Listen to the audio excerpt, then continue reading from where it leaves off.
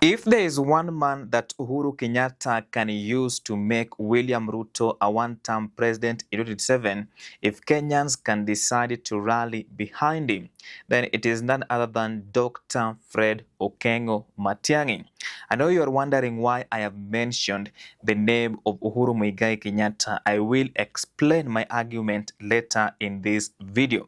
But yesterday, the 17th March of the year 2025, 16 parties, including Jubilee Party, held a meeting together with other Gusii leaders. I want us to listen to this report by TV47 because it is going to give us a background of this information. Held a meeting with Limuru 3 conveners here in Nairobi, agreeing to work together.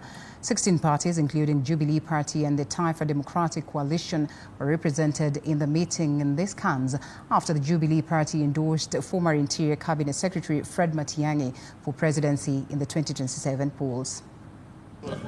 Gusii leaders on Monday convened a meeting with Limuru 3 conveners to chart a path ahead of the 2027 elections, in what has been seen as a move in the reshaping of political alliances ahead of the 2027 elections. We have agreed in principle to work together with, they agreed to work with us as Taifa Democratic Coalition, which has got 3 political parties, PDP, KNC and Kenya Social Congress, so that we can be able to build a better Kenya. The 16 parties met at the residence of former South Mugirango MP Manson Nyamweya, this meeting coming after the endorsement of former Interior Cabinet Secretary Fred Matiang'i by the Uhuru Kenyatta-led party. Recently, leaders from the Gusii and Kuria communities met in Nairobi to forge a development path ahead of the 2027 polls, coming after the agreement between ODM and Kenya Kwanza, which sparked mixed reaction across the country, including the Gusii region. Of course, there are some of those comments that have been made by others, some communities hawatoshi boga, and we are saying part of our document is recognizing that every community in this country inatosha boga. And if we are moving out, it is actually when it's going to be actualized, because we moved in with utmost sincerity. I think the divorce, giving an impression that Gusii people in ODM is wrong. Okay? Out of 65 Gusii and Nyamira, he doesn't even have 20. So where did we move from ODM from? Now that is a direct message to Raila Odinga, who is the ODM party leader.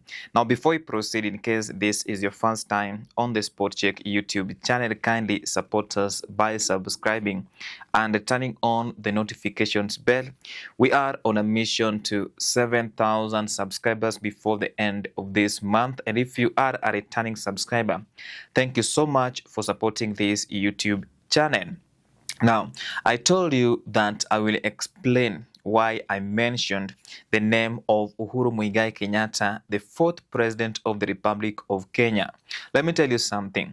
Without Uhuru Kenyatta, I really doubt if Dr. Fred Matiang'i can become Kenya's 6th president. And let me tell you why. Politics is about numbers. It is also about resources. We know how politicians in the Republic do carry out their campaign. Now, if Dr. Fred Matiang'i lack resources, it will be difficult for his political activities to take place without someone to support him. Despite the fact that President William Ruto is unpopular and he can make him a one-term president. But why do I say can make William Ruto a one-term president? Now, if you take a look at Dr. Fred Matiang'i's track record all the way from 2013, when he was appointed the cabinet secretary in charge of the State Department of ICT, he was able to make Kenyans to migrate from analog to digital. If you can remember, from analog to digital, that was Dr. Fred Matiang'i's effort. Now, when he was appointed the minister in charge of the State Department of Education. Remember the reforms, how he was able to transform the education sector. So there is a track record. And if you go back to the last docket that he held, that is the State Department of National Administration and Internal Security, it performed very well. In fact, when the current president, William Samoei Arap Ruto, was nowhere to be seen during Uhuru Kenyatta's tenure, the last term, Matiangi was always there. In fact, there were people who were joking that maybe he is the acting deputy president. But let us now understand why the Jubilee Party is very crucial in this meeting that the Gusii leaders held. One thing I have been listening to other political players like the senator for Gusii County, that is Richard Onyonka, saying that Dr. Fred Matiang'i will use another political party, but it is clear it is Jubilee. And whether we like it or not, Uhuru Kenyatta is behind Dr.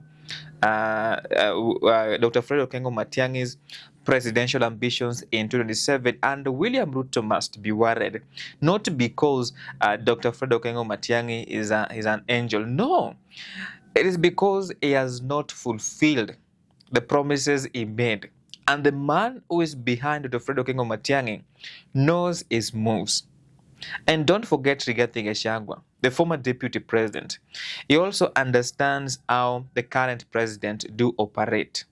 And it will be easy for them if Uhuru can support Matiang'i, and Rigathi Gachagua can use his, the motivation factor behind Rigathi Gachagua's political revenge against William Ruto. It was because he was impeached, and he also understands that his people were betrayed. Not only his people, but so many Kenyans were betrayed because William Ruto did not find himself at State House without the support of his followers. So many people were betrayed, the hustlers, people like that. But if they can come together and support Dr. Fred Matiang'i, I'm telling you, William Ruto will face a very tough competition, because you can't also rely on Raila Amolo Odinga. That is the reality on the ground. The man can decide that, you know what, okay, I'm tired, because even in Machakos he said that people were saying that he's now old, so he can decide to vie or not. Something like that can decide to take place. I don't know what you think. You can let me know what you think in the comment section, and I will be replying to your feedback. Now, I promised at the end of my videos to carry out civic education. This is what you need to do. You need to register as a voter as soon as possible. And the beauty of doing that, you can participate in two types of elections. One, general elections. Two, by-elections. And I think that you need to do is to demonetize politics. And the beauty of doing that, we can get an opportunity to elect leaders of high integrity, leaders that can take this country to the next level. Have you ever wondered where politicians do get money to maybe just to get back the money that they spent during the electioneering period? They can use, they can be tempted to mismanage the NGCDF fund. In the case of women representatives, they can be tempted to use the NGAF. So we must be very careful when we are taking bribes to vote in these leaders. It is 500, but they are going to steal for 5 years. So piga hiyo hesabu. So let us demonetize politics. Then lastly, let us vote for someone with a vision. Hii story ya kupigia tu mtu kura without thinking of what they can do. They can't even tell you that if you elect me, in the next 5 years, I can do 1, 2, 3. Let us shy away from such politicians. Bye for now. I will see you in the next video.